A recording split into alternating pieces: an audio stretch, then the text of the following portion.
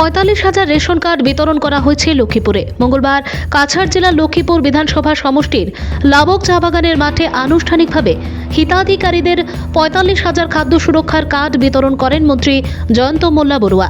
এদিন প্রথমে প্রদীপ প্রজ্বলনের পর নেতাজি সুভাষচন্দ্র বোসের প্রতিমূর্তিতে মাল্যদান ও পুষ্পার্ঘ্য অর্পণের মাধ্যমে অনুষ্ঠানের সূচনা করা হয়। বক্তব্য রাখতে গিয়ে মন্ত্রী জয়ন্ত মোল্লা বড়ুয়া জানান, অসমের মুখ্যমন্ত্রীর নেতৃত্বে কাছাড় জেলা লক্ষ্মীপুর বিধানসভার সমষ্টির 45,000 নতুন মহিলা হিতাধিকারীদের হাতে খাদ্য সুরক্ষার কার্ড বিতরণ করা হয়েছে। তিনি আরও বলেন, দুর্নীতিমুক্ত অসম গড়ে তোলার লক্ষ্যে বিজেপি সরকার সর্বদা কাজ। তিনি বলেন, এই খাদ্য সুরক্ষা কার্ড দিয়ে জনসাধারণেরা অনেক উপকৃত হবেন এবং চা বাগানের লোককে কিভাবে এগিয়ে নিয়ে যাওয়া যায় তা নিয়ে বিজেপি সরকার কাজ করে যাচ্ছেন। মন্ত্রী জয়ন্ত মোল্লা বড়ুয়া বলেন, রাহুল গান্ধী যখন ন্যায়যাত্রার পথে মগ্ন তখন রাম নামের ধ্বনিতে মুখরিত ভারতবর্ষ। তিনি কংগ্রেসকে রাবণের তুলনায় আখ্যায়িত করেন। তিনি বলেন, রামের মিছিলে রাবণের কি দরকার। এদিনের অনুষ্ঠানে লক্ষ্মীপুরের বিধায়ক কৌশিক রায়, পুলিশ সুপার নুমাল মহাত্তা, জেলা শাসক রোহন কুমার ঝা, বিজেপির জেলা সভাপতি বিমলেন্দু রায়, কনাদ পুরকায়স্থ সহ অন্যান্যরা উপস্থিত ছিলেন। আমি প্রায় 45,000 হিতাধিকাৰীক 11,000তকৈ অধিক কাৰ্ড ৰেচন কাৰ্ড ইয়াত ডিষ্ট্ৰিবিউশ্যন কৰিলোঁ আৰু এই ৰেচন কাৰ্ড ডিষ্ট্ৰিবিউশ্যনৰ জৰিয়তে একেবাৰে দৰিদ্ৰ লোকসকলক বা নিম্ন মধ্যবিত্ত লোকসকলক এটা ডাঙৰ সকাহ দিয়া হয়। এই কাৰ্ডৰ জৰিয়তে প্ৰতিখন কাৰ্ড থকা মানুহে প্ৰতিজন মানুহৰ বিপৰীতে 5 কেজিকৈ চাউল প্ৰতিমাহে পাব। তাৰ লগে লগে AOI কাৰ্ডত 35 কেজি চাউল পাৰ কাৰ্ডৰ প্ৰতি পাব আৰু তাৰ লগে লগে এই কাৰ্ডৰ জৰিয়তে প্ৰধানমন্ত্ৰীৰ জন আৰোগ্য যোজনা আয়ুষ্মান ভাৰত বা মুখ্যমন্ত্ৰীৰ জন আৰোগ্য যোজনা আয়ুষ্মান অসমৰ জৰিয়তে 5 লাখ টকাৰ বিনামূলীয়া চিকিৎসা সাহায্য আৰু যিসকল মানুহৰ ঘৰত গেছৰ সংযোগ নাই তেওঁলোকে বিনামূলীয়া গেছৰ সংযোগ বা গেছ পাব আৰু মাহে মাহে তাৰ যিটো ছাবচিডি ৰেটত পায় সেইটো পাই থাকিব।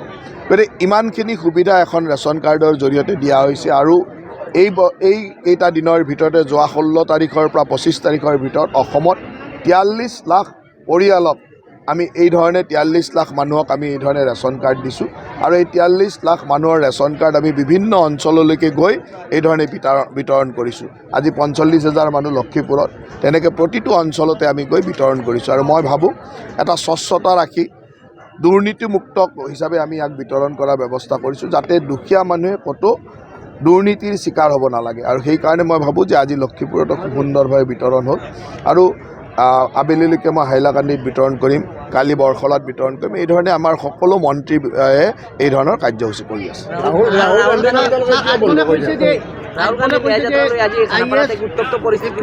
কিবা ন্যায় যাত্ৰা চলি আছে নেকি? মই ভাবোঁ যে ৰাহুল গান্ধীয়ে নিজৰ পৰিয়ালৰ প্ৰতি যিটো অন্যায় হোৱা বুলি তেওঁ ভাবে, যে তেওঁলোকে ভাবে যে গান্ধী নেহেৰু পৰিয়ালে, যিটো তথাকথিত গান্ধী নেহেৰু পৰিয়াল, সেই পৰিয়ালটোৱে সদায় প্ৰধানমন্ত্ৰী বা তেওঁলোকৰ অনুগত প্ৰধানমন্ত্ৰী হৈ থাকিব লাগে। সেইটো ভাবে, সেইটো হোৱা নাই কাৰণে তেওঁলোকৰ প্ৰতি অন্যায় হোৱা বুলি ভাবিছে আৰু সেই অন্যায়ৰ বিৰুদ্ধে যদি কিবা যাত্ৰা কৰিছে, সেইটো যিসকলে গান্ধী নেহেৰু পৰিয়ালক এনেকৈ সদায় ৰাখিব বিচাৰে তেওঁলোকে সেইবিলাক চিন্তা কৰিব। ভাৰতীয় মানুহে বিচাৰে যে ভাৰতবৰ্ষৰ ৰাষ্ট্ৰনায়কজন নৰেন্দ্ৰ মোদীৰ দৰে হ'ব লাগে। গতিকে এনেকুৱা সময়ত কিবা ন্যায় যাত্ৰা অন্যায় যাত্ৰাৰ ক'ৰবাত ভেলু আছে বুলি আপোনালোকে ভাবে নেকি? এতিয়া আজি আপোনালোকে ৰাহুল গান্ধীৰ কথা কৈছে যে আপোনালোকে ৰাহুল গান্ধীৰ লগত 100জন মানুহ আছে আৰু ইফালে 5-6 হাজাৰ মানুহে স্বচ্ছ ভাৰত অভিযান কৰি আছে গুৱাহাটীৰ ৰাস্তাত। গতিকে ক'ত 100জন মানুহ আৰু ক'ত 5,000 মানুহৰ স্বচ্ছ ভাৰত অভিযান, এইবিলাকৰ লগত ক'ত তুলনা হয় নেকি? আপোনালোকে কিয় এইবিলাক মানুহক দেখুৱাই থাকে? এইবিলাক মানুহক দেখুৱাই থাকিলে অসমৰ মানুহে, ভাৰতৰ মানুহে, যিবিলাক দেশপ্ৰেমিক মানুহ তেওঁলোকে দুখ পায়। আজি গোটেই ভাৰতবৰ্ষত ৰাম নামেৰে মানুহ একেবাৰে ৰাম ভক্ত হৈ আছে। সেই সময়ত ৰাহুল গান্ধীক কোনে চাব কওকচোন? সেই সময়ত আজিৰ তাৰিখত মানুহ ৰামৰ ভক্তিত বিলীন হৈ আছে। 500 বছৰৰ অপেক্ষাৰ অন্তত ৰাম ভাৰতবৰ্ষত প্ৰতিষ্ঠা হৈছে, ৰাম ৰাজ্য হ'বলৈ গৈ আছে। সেই দিনটোৰ কথাত আৰু ৰাহুল গান্ধীৰ কথা পাতে নেকি কোনোবাই? এইবিলাক গণতন্ত্ৰত বিৰোধী দলৰ ভূমিকা নাই বুলি ভাবে নেকি? গণতন্ত্ৰত বিৰোধী দলৰ ভূমিকা আছে, কিন্তু পৰিয়ালতন্ত্ৰৰ ভূমিকা নাই। গণতন্ত্ৰত পৰিয়ালতন্ত্ৰ, পৰিয়ালবাদ এই ধৰণৰ বস্তুবিলাকৰ ভূমিকা নাই। গণতন্ত্ৰত বিৰোধীৰ ভূমিকা আছে। পৰিয়ালক বচাবলৈ কৰা কামটোতো আমি কোনো ভাৰতীয় গণতান্ত্ৰিক মানুহে সহায় নকৰে নহয়। গতিকে গণতান্ত্ৰিক মানুহে পৰিয়ালতন্ত্ৰক আগবঢ়াই নিদিয়ে। পৰিয়ালতন্ত্ৰ বহু বছৰৰ মূৰত মোদী ডাঙৰীয়াৰ নেতৃত্বত আজি ভাৰতবৰ্ষত সকলো পৰিয়ালতান্ত্ৰিক ৰাজনৈতিক দলৰ মানে অৱস্থা নোহোৱা হৈ গৈছে। গতিকে পৰিয়ালতন্ত্ৰ শেষ হোৱাৰ ব্যৱস্থাৰে গৈছে, এইটো আটাইতকৈ ভাল দিন। ৰাহুল গান্ধী ভয় খাইছে কংগ্ৰেছীসকলে গৈ আছে অসমত চাওক, যিটো মানুহে নিজে ইলেকশ্যন আমেথিৰ পৰা দেখিলি কেৰেলালৈকে যায়, তাক আৰু কোনোবাই ভয় খাব নেকি কওকচোন? নিজৰ ৰাজ্যখন এৰি গৈ বেলেগ এখন ৰাজ্যত গৈ সুৰক্ষিত মানুহ বিচাৰি লৈ যে য'ত মই জিকিব পাৰিম, সেইজন মানুহ কোনোবাই ভয় খায় নেকি? আজি মই তেওঁক কৈছোঁ যে এনেকুৱা অৱস্থা যে তেওঁ আমাৰ লগতে ইলেকশ্যন খেলি জিকিব নোৱাৰে। আহক অসমত আমাৰ লগতে এবাৰ ইলেকশ্যন খেলি চাওক, জিকিব পাৰে নে চাওঁ। গতিকে সেইজন মানুহক কোনোবাই ভয় খাব নেকি?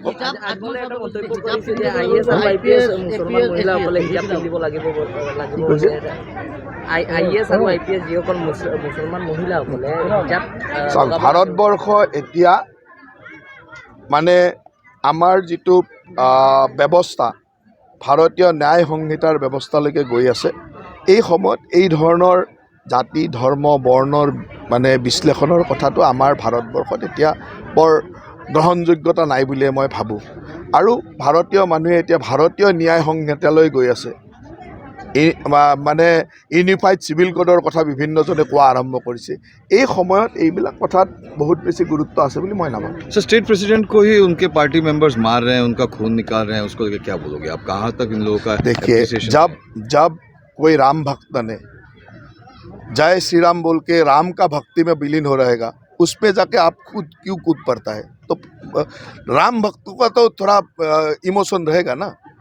ये कोई स्टेट प्रेसिडेंट बोल के नहीं मारा है, वो उसको सोचा है जो ये राम का अगेंस्ट में है। कांग्रेस के लोगों ने नहीं मारे?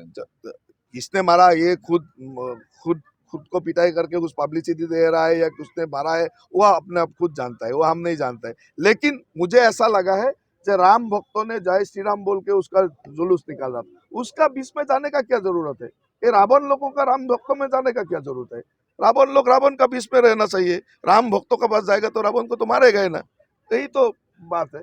इसलिए राम भक्त को राम भक्त का साथ रहना चाहिए और रावण का साथ में रहना चाहिए। रावण लोग यहाँ नहीं आना चाहिए, राम भक्तों का पास में नहीं आना चाहिए। तो नया एग्जामिनेशन बिल जो आप लोगों ने कल लाया, क्या उसी का प्रतिफलन है जो इस बार एपीएससी में रिजल्ट हुआ? बराक घाटी में 21 लोगों को मिला। देखिए, नया जो बिल आ रहा है उसमें हम लोग वही देख रहा है कि कैसे ये जो अनफेयर मीन्स होता है, जैसे पेपर लीक होता है, उसमें गवर्नमेंट बहुत ज़्यादा स्ट्रिक्ट होगा। ये बिल इस असेंबली में आ रहा है। इस असेंबली में बिल आने का बाद बहुत कड़ा कदम लिया जाएगा। तो इसलिए ये बिल तो एक माध्यम है जिसका थ्रू हम लोग अनफेयर मीन्स एग्जामिनेशन में कोई भी अनफेयर काम न हो, क्वेश्चन लीकेज न हो, उसको टाइट करेंगे और उसको देखेंगे। हस्पिटालবিলাকৰ মই নাজানো, কিন্তু বহুত হস্পিটেল প্ৰাইভেট হস্পিটেল কৰে। আৰু শিলচৰতো মেডিকেল কলেজ আছে, বিভিন্ন চৰকাৰী হস্পিটেলৰ চিকিৎসা ব্যৱস্থাটো বেয়া নহয়। আৰু মই ভাবোঁ যে শিলচৰৰ বহুত হস্পিটেলে কৰিছে।